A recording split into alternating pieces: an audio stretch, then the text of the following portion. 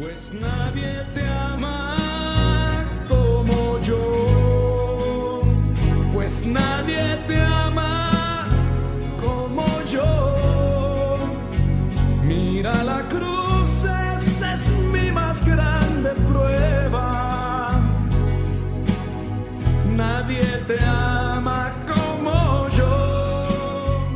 Bienvenidos a Creciendo Juntos en Nuestra Fe Católica, el programa que le ayudará a conocer la riqueza de su fe y a profundizar en su relación personal con Jesucristo en su iglesia.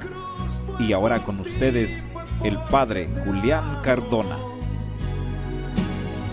Nadie te ama como yo. Un saludo muy especial para todos ustedes en esta hermosa mañana que el Señor nos concede.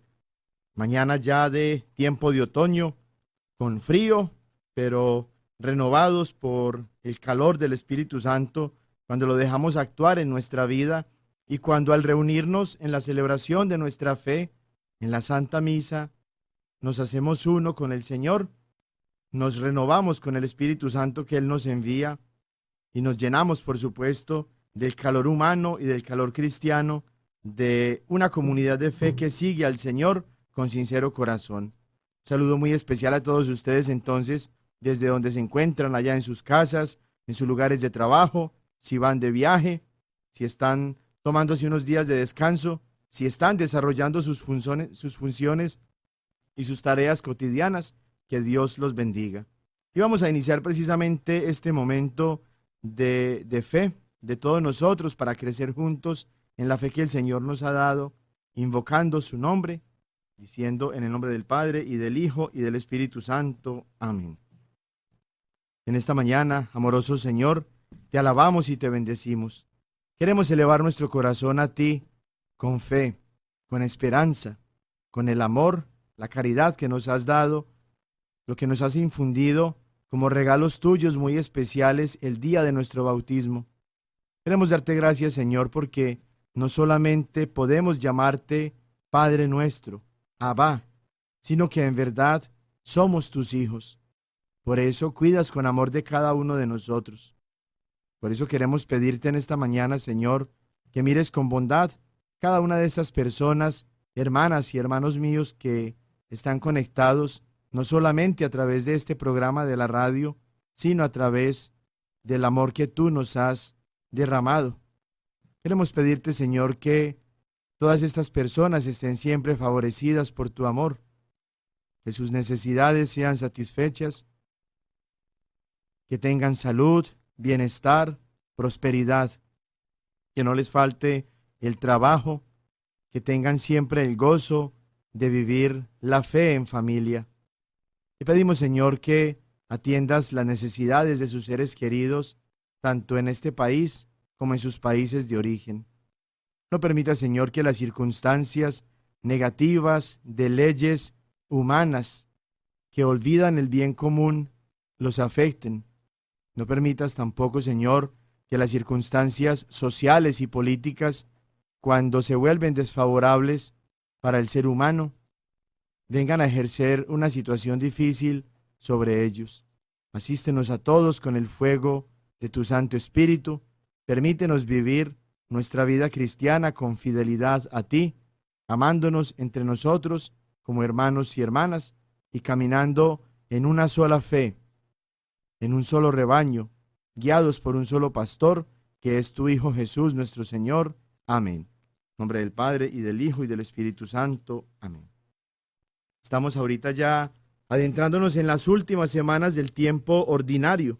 Así como se nos va yendo tan rápido este año 2018, así también el año litúrgico se nos va acabando.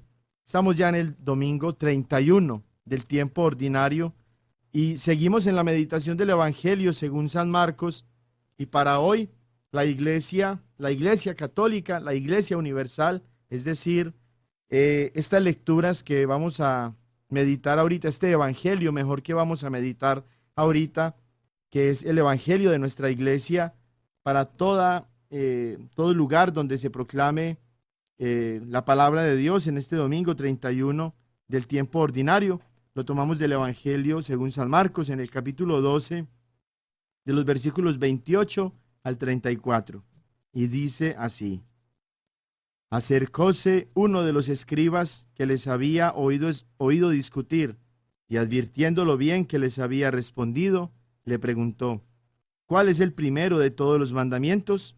Jesús le contestó: El primero es: Escucha, Israel, el Señor nuestro Dios es único Señor, y amarás al Señor tu Dios con todo tu corazón, con toda tu alma, con toda tu mente y con todas tus fuerzas. El segundo es: amarás a tu prójimo como a ti mismo. No existe otro mandamiento mayor que estos. Le dijo el escriba: Muy bien, maestro. Tienes razón al decir que Él es el único y que no hay otro fuera de Él. Y amarle con todo el corazón, con toda la inteligencia y con todas las fuerzas, y amar al prójimo como a sí mismo, vale más que todos los holocaustos y sacrificios. Jesús, viendo que le había contestado con sensatez, le dijo: No estás lejos del reino de Dios. Y nadie más se atrevía ya a hacerle preguntas. Palabra del Señor. Gloria a ti, Señor Jesús. Este evangelio es la continuación de un diálogo que tiene Jesús con un grupo particular del pueblo judío, que se llamaban los saduceos. El pueblo judío estaba dividido en diferentes grupos, cada uno vinculado tanto a la política como a la vida de fe del pueblo judío. Este grupo en particular de los saduceos era un grupo de personas adineradas, influyentes en la sociedad judía, que consideraban que la vida humana se desenvolvía solamente en estas circunstancias terrenales en las que nosotros estamos. La resurrección no era para ellos algo en lo que creyeran verdaderamente. Para ellos el castigo de una mala vida, así como el premio o la recompensa para una vida bien vivida, se desarrollaba exclusivamente aquí, en la tierra. No creían ellos en la resurrección.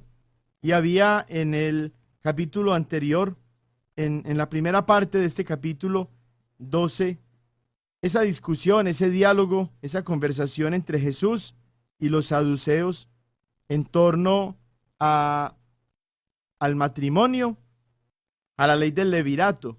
Pero Jesús aprovechaba esta enseñanza para mostrarles a ellos cómo la resurrección sí existe, cómo la esperanza nuestra como cristianos no es una falsa ilusión a la hora de considerar nosotros que después de esta vida viene para nosotros la vida eterna. Le creemos a Jesús. Ser cristianos significa ser, primero, seguidores de Cristo, en la iglesia de Cristo. Y como los discípulos tienen a su maestro y escuchan, obedecen, siguen y creen, por supuesto, lo que su maestro enseña, también nosotros lo hacemos. ¿Por qué decíamos en otro momento que los hermanitos protestantes no son en realidad cristianos, sino que nosotros los católicos somos en realidad cristianos?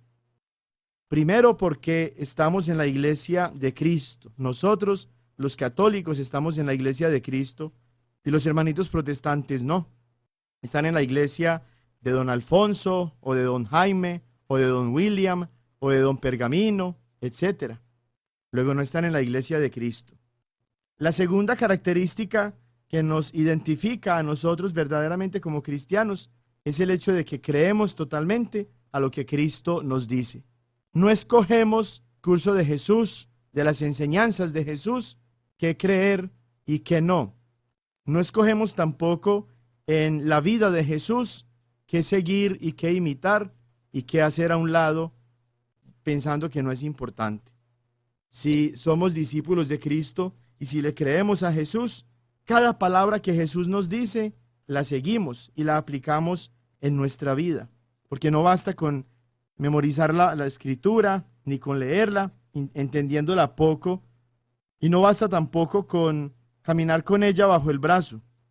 Es necesario como la Virgen María, meditarla en el corazón, cumplirla en nuestras acciones y en nuestras palabras, en nuestros gestos y en nuestras actitudes. Es por eso que la continuación de este capítulo 12 del Evangelio de San Marcos nos lleva a lo que Dios espera de nosotros como verdaderos discípulos en torno a su palabra, en torno a sus enseñanzas. Ser cristiano implica vivir el mandamiento del amor. El mandamiento principal de Dios se desarrolla precisamente en torno al amor. Amar a Dios, amar al prójimo, amarnos a nosotros mismos. La ley, toda la ley de Moisés, de manera especial los 10 mandamientos, están sintetizados, resumidos, aplicados, concentrados en el mandamiento del amor.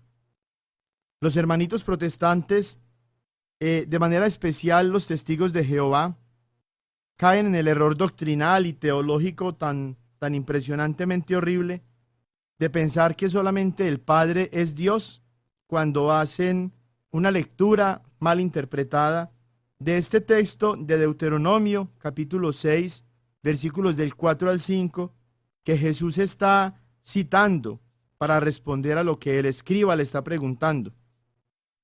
El Señor nuestro Dios es el único Señor, y amarás al Señor tu Dios con todo tu corazón, con toda tu alma y con toda tu mente y con todas tus fuerzas. Esta expresión, el Señor nuestro Dios es el único Señor, es el que toman mal los testigos de Jehová para decir que allí el texto está diciendo que Dios solamente es uno en el sentido de personas, no en el sentido de ser. Es decir, nosotros los cristianos católicos creemos que hay un solo Dios, que Dios es el único Dios verdadero, pero que en Dios hay 3 personas, el Padre, el Hijo y el Espíritu Santo. Esta verdad de fe fundamental para nosotros los cristianos católicos, y que también comparten muchas denominaciones cristianas o muchas sectas protestantes, pues no la creen los testigos de Jehová. Ellos piensan que solamente el Padre es Dios y que Jesús es un profeta o es una encarnación del arcángel San Miguel o es un hombre muy importante que Dios escogió y que al final lo adoptó como hijo, pero que no es de la misma naturaleza divina que el Padre. Por tanto, Jesús para ellos no es Dios. Y no creen tampoco en el Espíritu Santo. Dicen, por ejemplo, que el Espíritu Santo es la energía de Dios, o el fuego de Dios, o el amor de Dios, pero que no es una persona. Jesús, que hace parte de la intimidad de Dios, porque es la segunda persona de la Santísima Trinidad, es el Verbo de Dios, el Verbo encarnado de Dios, nos ha revelado que en el interior de Dios hay una comunidad de amor. El Padre, que es Dios, no está solito, aburrido, enojón, esperando a quien castigar, sino que el Padre, con el Hijo y con el Espíritu Santo, forman desde todos los siglos, desde antes del tiempo, desde antes de que fueran creadas todas las cosas, forma el Padre con el Hijo y el Espíritu Santo una comunidad de amor. Es un solo Dios, pero manifestado en 3 personas distintas, no como los hermanitos testigos de Jehová suelen afirmar. Ser cristiano, entonces, significa vivir lo que nosotros conocimos de Dios Padre, Hijo y Espíritu Santo, que es la comunidad de amor a través de las enseñanzas de Jesús. Para nosotros el amor es una necesidad, es un mandato, es lo que nos identifica como cristianos católicos. Esa identidad nos viene de aquel que nos creó a su imagen y semejanza, es decir, nos viene del amor.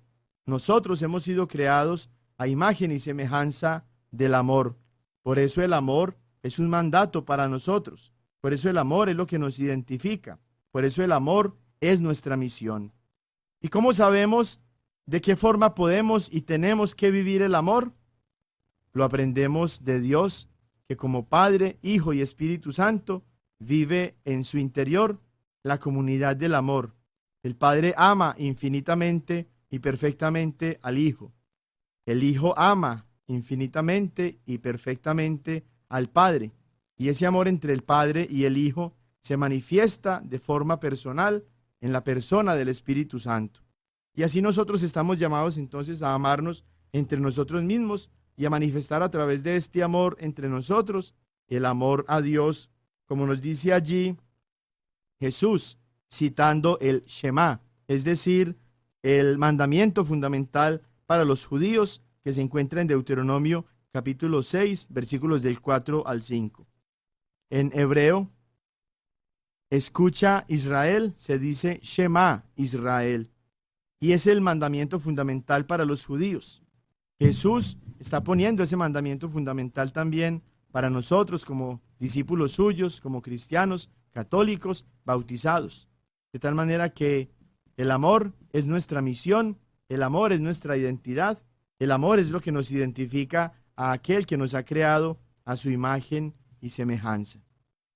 Hay una expresión muy hermosa de San Agustín, uno de los santos más importantes de la Iglesia en materia de teología y de toda la espiritualidad que ha desarrollado él, que sigue inspirando nuestro estudio teológico y espiritual en la Iglesia y sigue inspirando también nuestra liturgia, nuestra vida cristiana.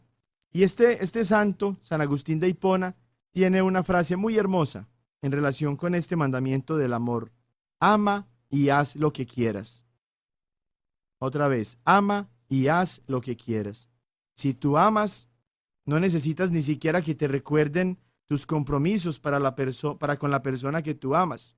Si tú amas de verdad, plenamente, al estilo de Dios, no vas a hacer mal a las otras personas, no vas a criticarlas, no vas a juzgarlas, no vas a quitarle el esposo o la esposa a tu prójimo, no vas a ser indiferente, vas a estar solidariamente unido a tu prójimo en las tristezas, etc. Que esta enseñanza de Jesús hoy, que se pone de una manera mucho más clara, podríamos decir, a través de esta frase de San Agustín, ama y haz lo que quiera, se convierta para nosotros en nuestra ruta, para que en el transcurso de esta semana busquemos siempre hacer, movidos por el amor, el bien a nuestros hermanos y hermanas. La semana pasada terminábamos ese tema tan hermoso y tan importante para nuestra vida cristiana como cristianos católicos en la Iglesia de Jesús, en la Iglesia que todas las ideas bíblicas y pastorales, eclesiales, es decir, de nuestra Iglesia, en torno al tema del celibato. Decíamos que hoy nos íbamos a adentrar entonces al último de los sacramentos que relaciona la vida humana con una misión, con un llamado, con una vocación especial que Dios nos ha dado a nosotros, a quienes en su misericordia, en su gran amor, ha llamado para que sigamos nosotros los pasos de su Hijo y para que en el nombre de su Hijo Jesús, en la Iglesia de Jesús, desarrollemos entonces el ministerio apostólico de Jesús, el ministerio divino de Jesús, que a través de los sacramentos de manera especial sigue ejerciendo la salvación para todos nosotros. Nos adentramos entonces al sacramento de la unción sacerdotal o del orden sacerdotal. Y ya veíamos cuando a partir del texto de Mateo 19, versículo 12, nos estaba dando Jesús una distinción especial acerca de un grupo de hombres que por el reino de los cielos nos hemos hecho eunucos, célibes. Hemos hecho un voto de celibato, de castidad perpetua, para mantenernos como Cristo, sin la posibilidad de casarnos con una mujer, sin la posibilidad de tener nuestra propia esposa y nuestros propios hijos y nuestro propio hogar, para seguir de una manera totalmente disponible y con un corazón indiviso a Cristo, ejerciendo sus mismas funciones y sus mismas acciones sacerdotales en su pueblo, en su iglesia, en el pueblo de Dios. Este sacramento nos distingue entonces en torno a aquellos hombres que han sido escogidos por Dios para una misión especial en la vida matrimonial, así como también mujeres han sido escogidas por Dios para esta vocación tan especial que es a la vida matrimonial. Nosotros complementamos, podríamos decir, esa misión social y eclesial al ser escogidos por Dios para ese sacramento, el sacramento del orden sacerdotal. ¿Pero qué es el sacramento del orden sacerdotal? Este sacramento es el sacramento por el cual la misión dada por Jesús a sus apóstoles se continúa celebrando, llevando a cabo en la iglesia. Es decir, es el sacramento del ministerio apostólico. Se confiere mediante la imposición de las manos. Tiene 3 grados u órdenes distintas: el episcopado, que es el grado de los obispos; el presbiterado, que es el orden o el grado de los sacerdotes, de nosotros los sacerdotes; y el diaconado, que es el grado o el orden de los diáconos. Los 3 grados o las 3 órdenes confieren un carácter sacramental permanente. Esta definición, que es un poquito técnica y que vamos a ir desglosando, vamos a ir profundizando lentamente a través del estudio de las Sagradas Escrituras y de la tradición, lo pueden encontrar ustedes en los apartados 1536 a 1600, es decir, 1536 a 1600 en el Catecismo de la Iglesia Católica. El orden sacerdotal es entonces el sacramento por el cual algunos hombres somos llamados por el Señor y escogidos de entre el pueblo de Dios para ser constituidos ministros sagrados, al ser marcados con un carácter indeleble, es decir, imborrable. Y así somos consagrados y destinados a apacentar el pueblo de Dios, según el grado de cada uno, desempeñando en la persona de Cristo cabeza las funciones de enseñar, santificar y regir.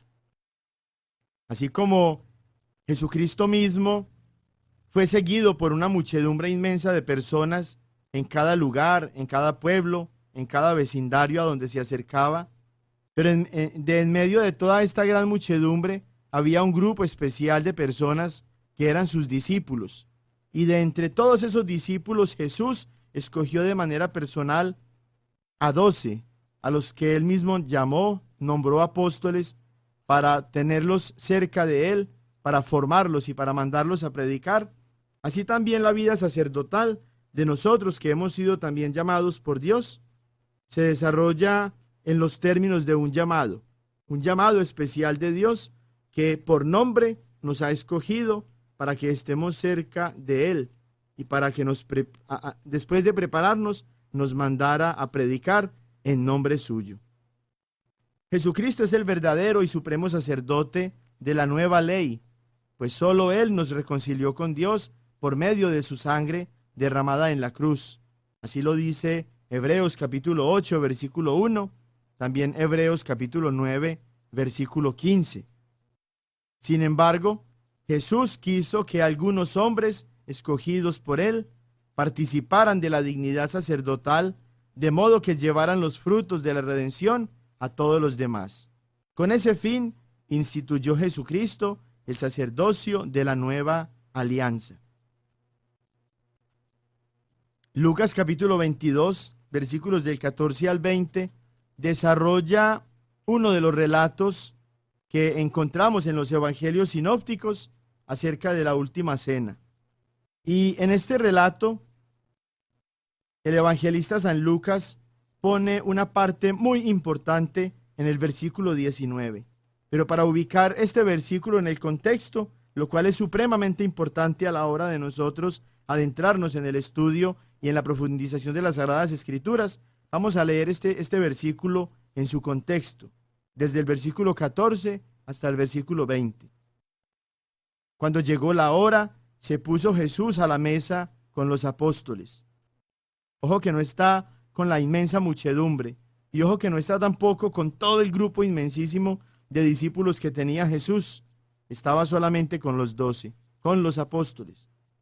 Y les dijo: con ansia he deseado comer esta Pascua con vosotros antes de padecer.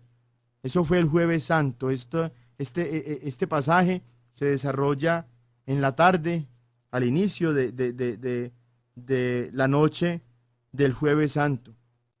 Porque os digo que ya no la comeré más hasta que halle su cumplimiento en el reino de Dios. Y recibiendo una copa, dadas las gracias, dijo: tomad esto y repartidlo entre vosotros, porque os digo que a partir de este momento no beberé del producto de la vid hasta que llegue el reino de Dios. Tomó luego pan y, dadas las gracias, lo partió y se lo dio diciendo: este es mi cuerpo, que es entregado por vosotros. Haced esto en recuerdo mío. De igual modo, después de cenar, tomó la copa, diciendo: esta copa es la nueva alianza en mi sangre, que es derramada por vosotros. Allí San Lucas nos está diciendo en el versículo 19 cómo Jesús a sus apóstoles les concede una autoridad, un poder, a través de un mandato que él mismo les está comunicando. Hagan esto en recuerdo mío. Hagan esto en memoria mía. La Eucaristía se convierte entonces no en un recuerdo de Cristo, no en un símbolo que nos recuerda solamente la presencia de Jesús. No, la Eucaristía es un memorial o un recuerdo de la pasión, de la muerte y de la resurrección de Cristo, que es diferente. Jesús está presente en su cuerpo y en su sangre, así como estaba presente en su cuerpo y en su sangre cuando colgaba de la cruz. Por eso, el error de los hermanitos protestantes es el de considerar la Eucaristía simplemente como un recuerdito, como un recuerdo de Cristo, cuando Jesús aquí se nos está dando es en su cuerpo y en su sangre, y le está dando a los apóstoles el poder, la autoridad, para que ellos a su vez sigan celebrando este sacramento del amor en memoria suya, más aún, en persona suya. En teología solemos llamar las funciones de nosotros como sacerdotes, cuando las ejercemos en el nombre de Cristo, in persona Christi. Cuando nosotros bautizamos a las nuevas personas que entran a ser parte del pueblo de Dios, no lo hacemos en nombre del Padre Julián, o del Padre Miguel, o del Padre Moisés. Las hacemos in persona Christi, en el nombre de Cristo, en persona de Jesús.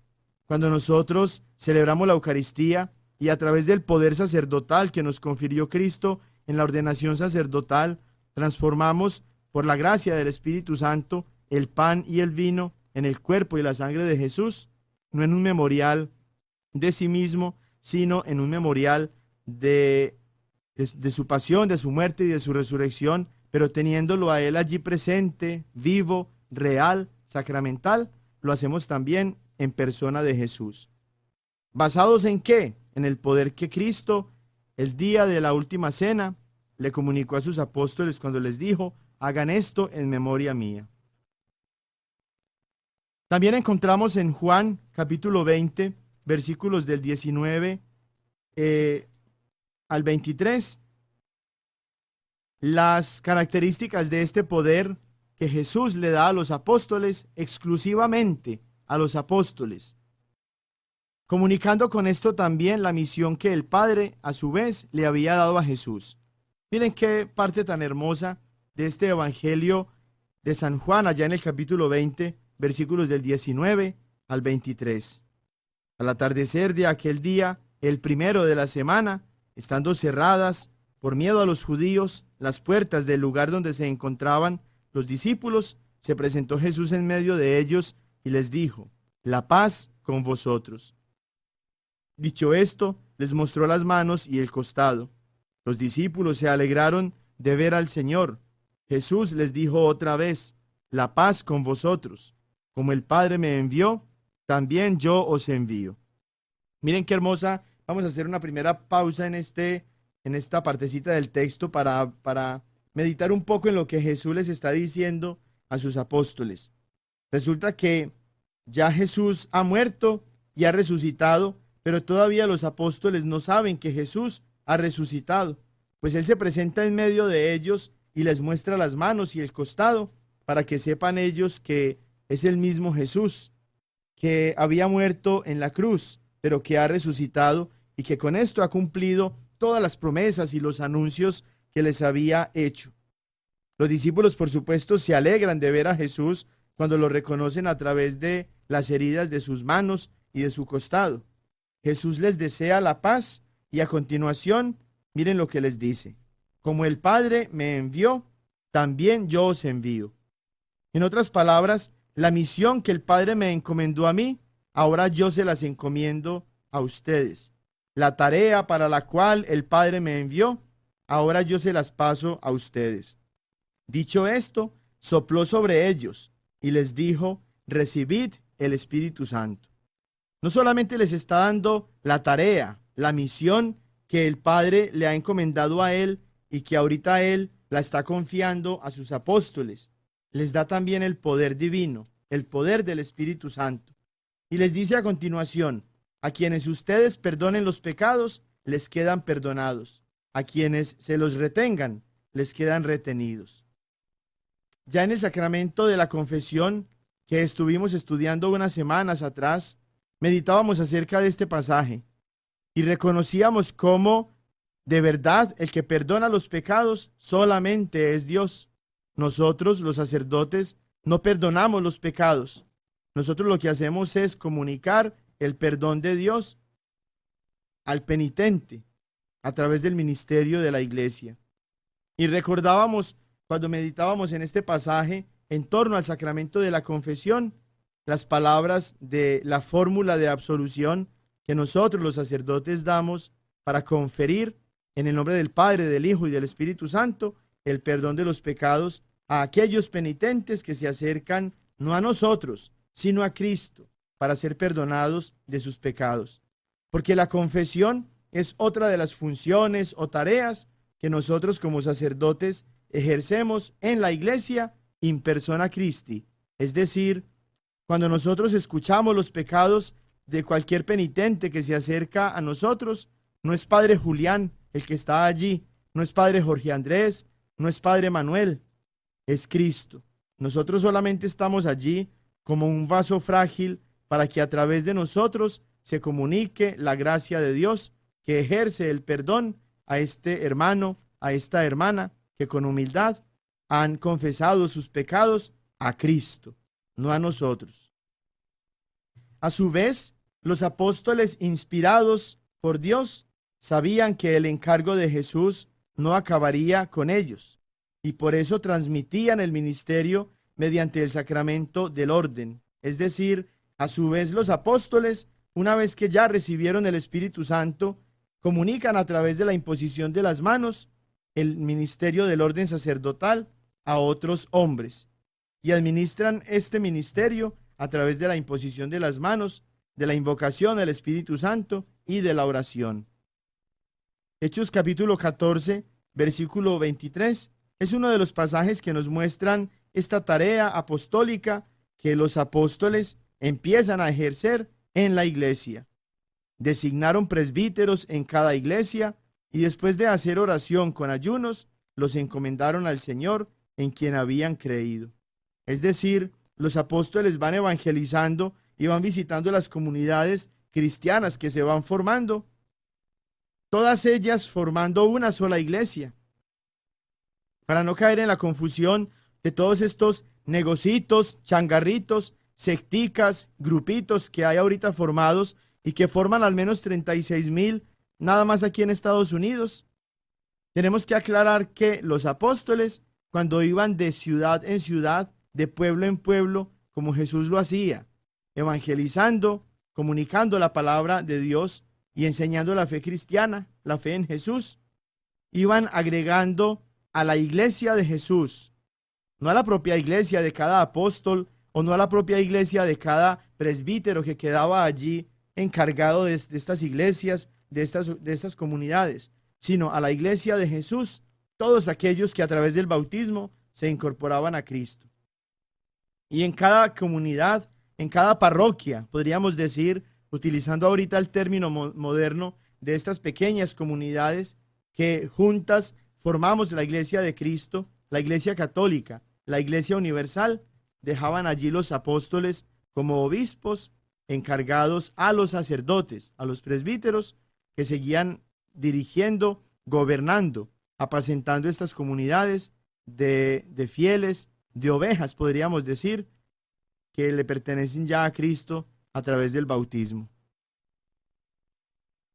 De este modo, comunicaban los apóstoles a otros hombres el poder de regir, es decir, de gobernar, de santificar y de enseñar, que también ellos habían recibido directamente del Señor.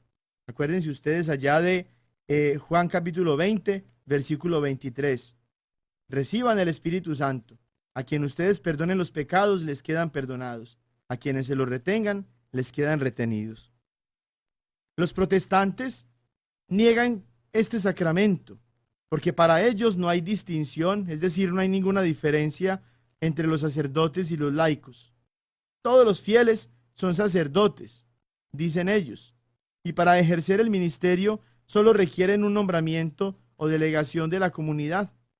Por eso la semana pasada meditábamos en torno al tema del celibato y en torno a este aspecto tan importante de nuestra fe, nos hacíamos varias preguntas, entre ellas, por ejemplo, ¿a ellos quién los llamó?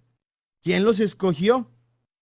Si ellos mismos se señalan como pastores y decíamos, algunos hasta se atribuyen el título de apóstoles cuando nadie los ha llamado. Y decíamos también que ellos no renuncian, no abandonan, no se niegan a sí mismos en el sentido de que no dejan nada, porque siguen con su esposa, siguen con sus hijos, siguen con sus propiedades, aumentan inclusive sus propiedades gracias al diezmo, colectas, donaciones, ofrendas que reciben de sus fieles. En la iglesia de Jesús hay un llamado en especial. Hay una selección en especial.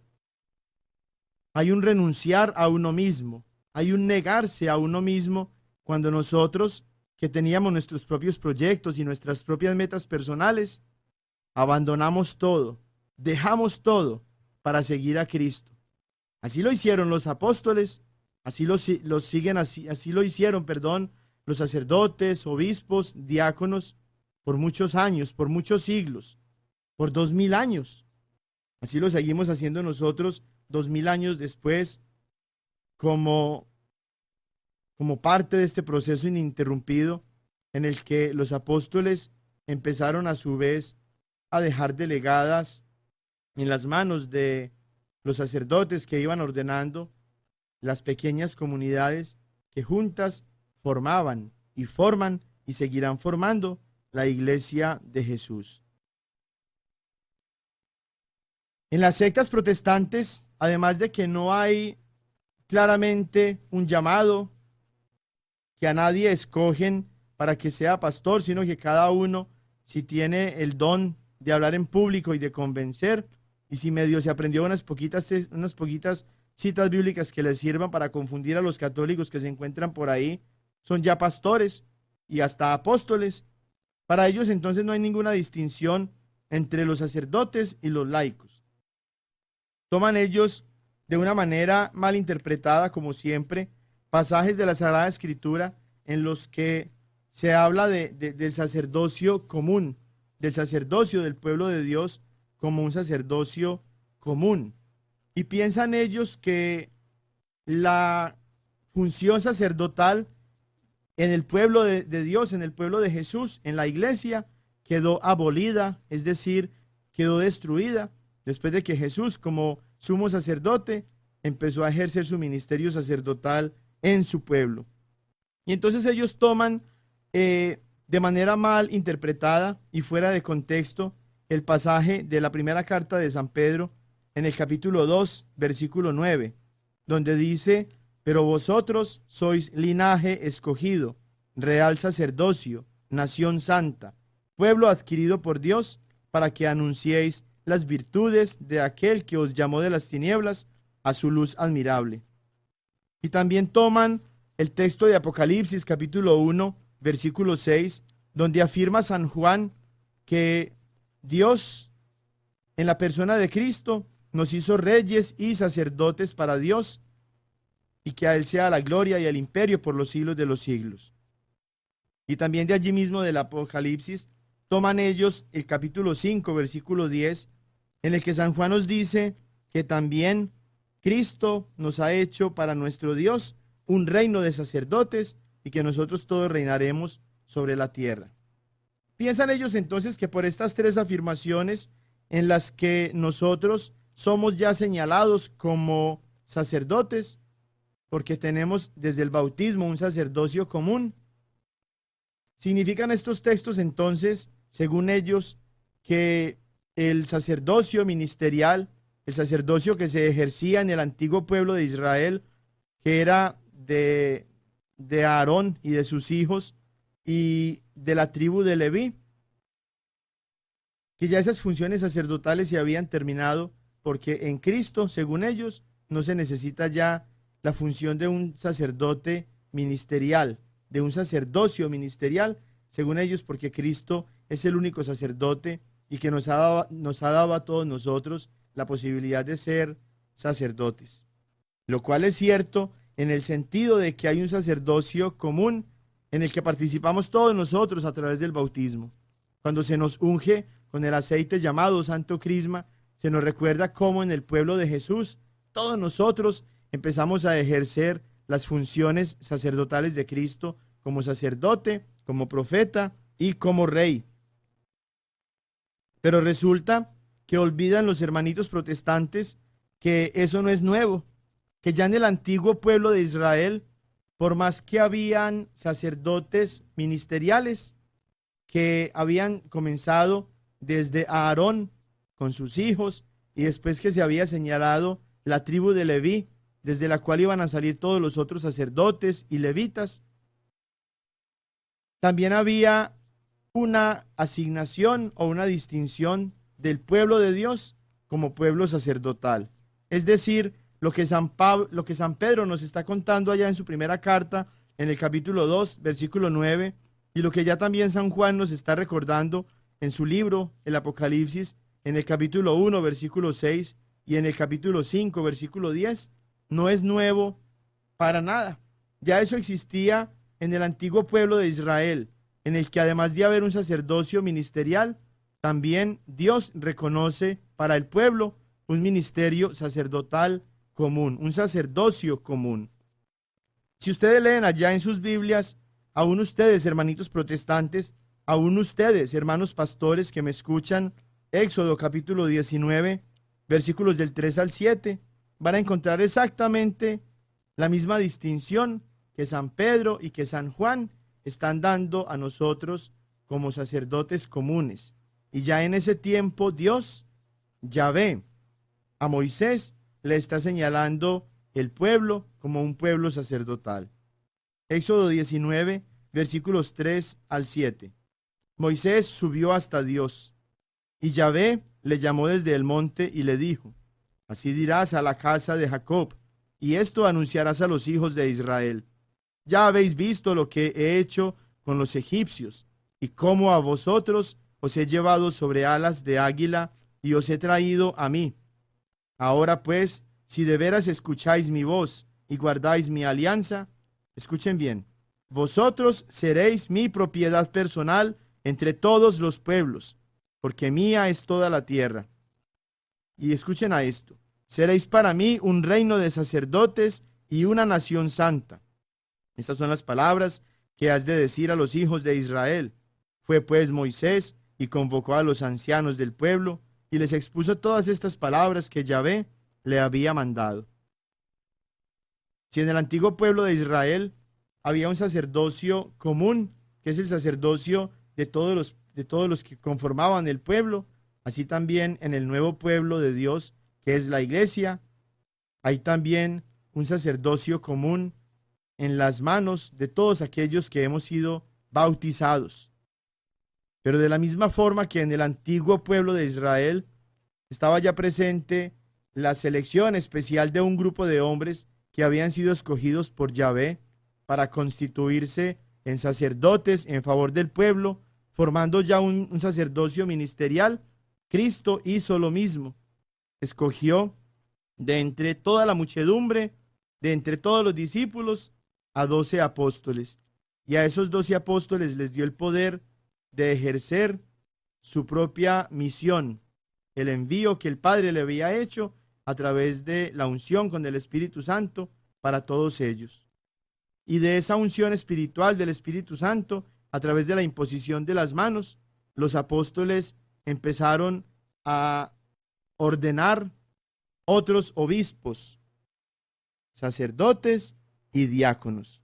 Y forman estas órdenes del sacerdocio de Cristo a través del episcopado, del presbiterado y del diaconado, como ya dijimos, un ministerio sacerdotal distinto del sacerdocio común. De tal manera que se distinguen en el pueblo de Dios, en el pueblo de Jesús, en el pueblo que el Señor se formó como heredad a través de la muerte y resurrección de Cristo, lo que es en primer lugar el sacerdocio común de todos los fieles a través del bautismo y el sacerdocio ministerial de un grupo de hombres en particular a través de la unción sacerdotal o a través del orden sacerdotal.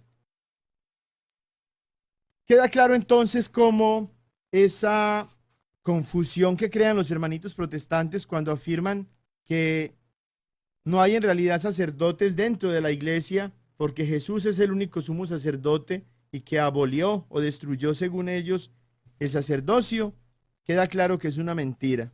Cuando leemos ya en el libro del Éxodo que también el pueblo de Israel es llamado por Dios un pueblo sacerdotal, por más que él mismo ha escogido para sí sacerdotes que ejercen el culto, la liturgia judía a través de los sacrificios y de las ofrendas y que interceden, actúan en favor del pueblo. Así también en el Nuevo Testamento queda claramente expresado que Cristo hizo de los apóstoles una elección especial. Si leemos en Marcos capítulo 3, versículos del 13 al 15, vamos a encontrar lo siguiente. Subió Jesús a un monte y llamando a los que quiso, vinieron a él y designó a 12 para que le acompañaran y para enviarlos a predicar. Aquí se ve claramente que Jesús hace una elección y llama a los que quiere.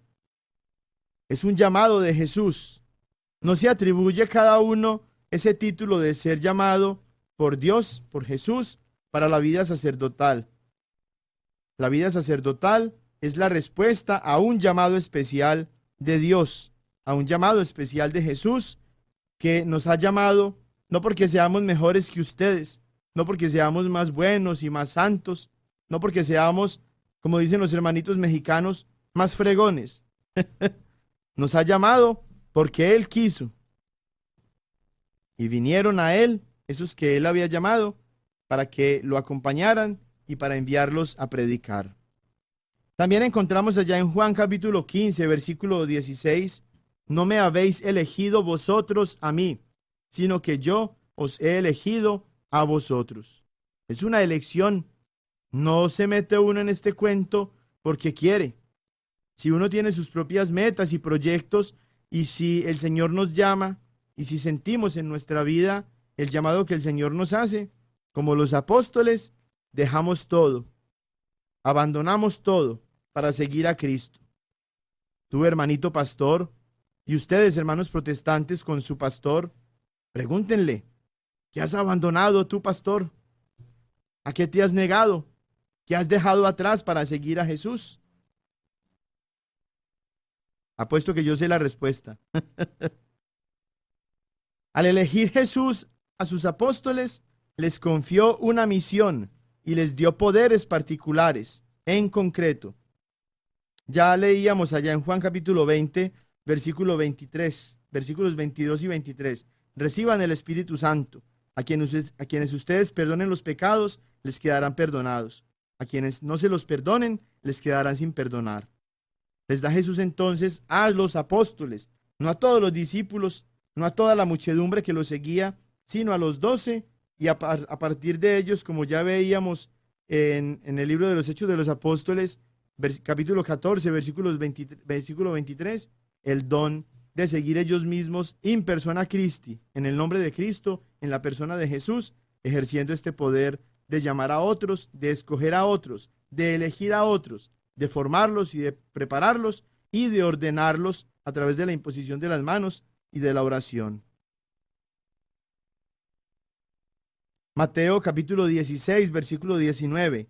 A ti te daré las llaves del reino de los cielos. Lo que ates en la tierra quedará atado en los cielos. Lo que desates en la tierra quedará desatado en los cielos. El poder que le da Jesús a San Pedro cuando lo llama para que se convierta a él en la piedra sobre la cual Cristo va a fundar su iglesia, y que le da un poder también de la infalibilidad a través de esta misión que le confía, para la cual lo ha llamado, y que también después extiende a los apóstoles, más allá de San Pedro, cuando le dice también a los apóstoles en Mateo 18, 18, yo os aseguro, todo lo que atéis en la tierra quedará atado en el cielo, y todo lo que desatéis en la tierra quedará desatado en el cielo.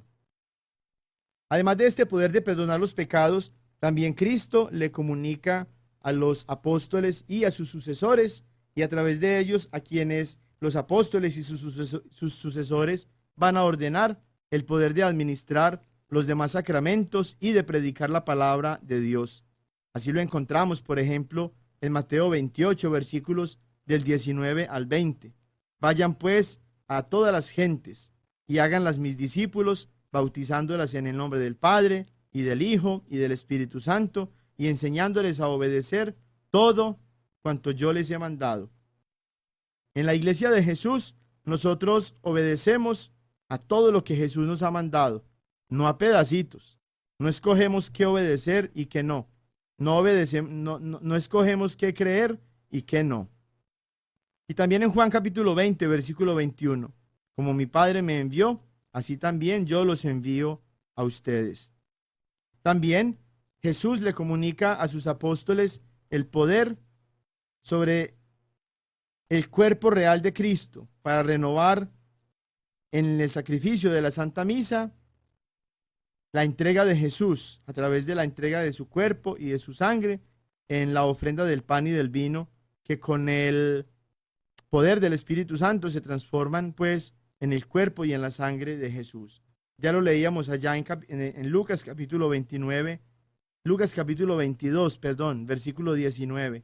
Y también San Pablo, que no estuvo presente en la última cena, pero que recibió la misma formación, porque fue preparado él como apóstol de Cristo, como obispo de Cristo, como sacerdote de Cristo, la misma enseñanza, la misma tradición. Allá lo pueden encontrar ustedes en primera carta a los Corintios, capítulo 11, versículos del 23 al 25. Este es el principal poder que reciben los presbíteros, que recibimos los sacerdotes, pues el sacerdocio se ordena primariamente al santo sacrificio de Jesús en la misa. Estos poderes fueron dados por el Señor a sus apóstoles con una finalidad: continuar su misión redentora hasta el fin de los siglos, como lo encontramos allá en Mateo 28, versículo 20. Yo estaré con ustedes todos los días hasta el fin del mundo. Y como lo encontramos también en Juan, capítulo 17, versículo 18. Esta finalidad sería inalcanzable si los poderes terminaran con la muerte de los apóstoles. Y por eso Cristo les mandó que los transmitieran, y así lo entendieron y practicaron ellos desde el principio.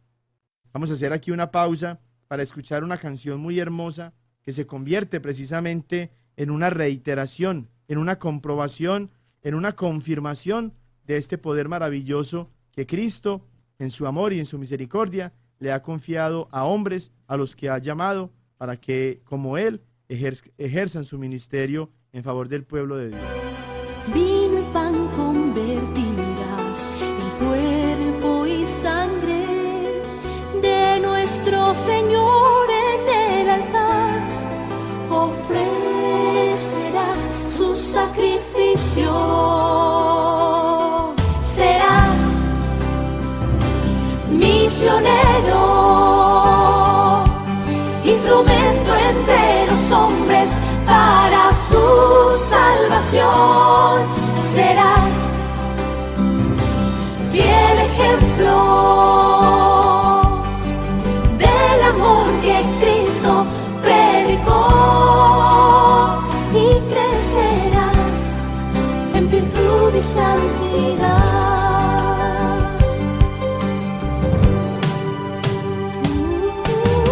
Con tu vida de oración y penitencia lograrás vencer la tentación que acechará a tu alma.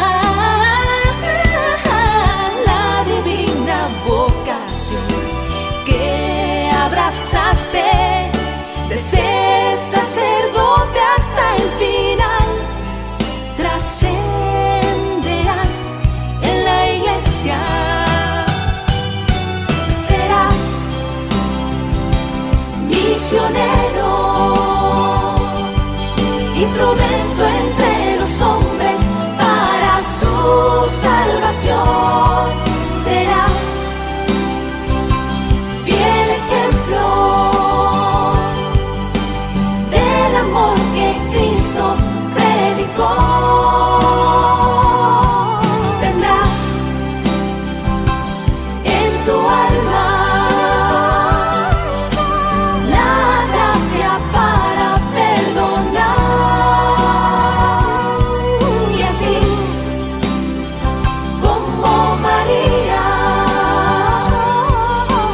a los pies de Cristo te darás y amarás la cruz hasta el final. Hijo predilecto de la Virgen del Rosario, apóstol de la restitución, serás misionero,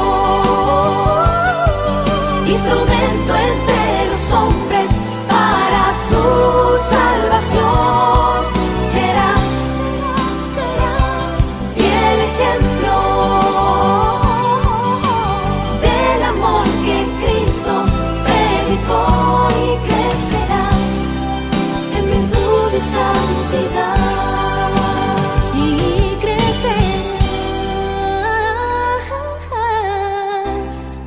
en virtud y santidad.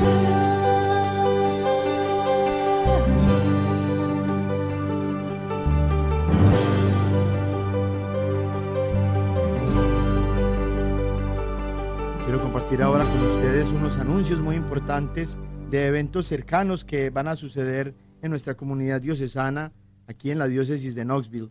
En primer lugar, acerca de la posibilidad que tenemos de una asesoría en tema de inmigración. ¿Quieres conocer tus opciones de inmigración? ¿Quieres conocer tus derechos? Ven a una evaluación y presentación donde obtendrás ayuda legal cualificada. Esto va a ser el 10 de noviembre de 2018, de 10 de la mañana a 2 de la tarde, en el gimnasio del Sagrado Corazón, en la escuela de la catedral, que su dirección es 711 North Shore Drive, Southwest, aquí en Knoxville. Si quiere una cita personalizada con un representante legal, por favor llame a el 615-414-1030. No olvide traer todos sus documentos y sus formas para este proceso. También hay una actividad muy valiosa y muy importante para las parejas. Es un retiro para parejas que se llama Tú, Yo y Cristo. Este retiro va a ser en la parroquia de Santa María en Johnson City. La dirección es 2211 East Lakeview Drive y va a ser entre 17 y 18 de noviembre. Comienza el sábado de 7:30 a 6:30 y el domingo de 7:30 de la mañana a mediodía, terminando con la Santa Misa. Para mayores informes, por favor, comuníquense con la hermana Lina Ramos, 423-335-2915. Y finalmente, en la Iglesia del Espíritu Santo, en la Parroquia del Espíritu Santo, se celebrará el tercer Congreso de Sanación y Liberación de la Renovación Carismática Católica, caminando hacia la Nueva Jerusalén. Va a ser el viernes, noviembre 9 a las 7:30. terminando con la misa de unción y de liberación. El sábado, noviembre 10, de 8 a 5 de la mañana. Domingo 11, de 8 a 5 de la mañana también, terminando con la Santa Misa de unción y de liberación. Va a ser entonces en la parroquia del Espíritu Santo. La dirección es 1041 North Central Avenue en Knoxville. Entonces todos cordialmente invitados. Para más información, comuníquense por favor con Angélica Ramírez al 865-230-4679. Y vamos terminando así nuestro programa del día de hoy. Los invito a ustedes a que sigan muy cercanos a su parroquia, viviendo su fe, celebrando todos juntos la Santa Misa y haciendo mucha oración para que el Señor siga bendiciéndonos a todos nosotros. Que la bendición de Dios Todopoderoso, Padre, Hijo y Espíritu Santo, descienda sobre ustedes y los acompañe siempre. Feliz semana. Ven con nosotros al caminar, Santa María, ven. La diócesis de Knoxville y la parroquia de Santo Tomás Apóstol de Lenoir City les agradecemos por habernos acompañado en Creciendo Juntos en Nuestra Fe Católica. Y los invitamos a que nos escuchen la próxima semana por esta misma estación y a la misma hora, para profundizar en lo que significa ser un católico conocedor de su fe. Hasta pronto y que Dios los bendiga.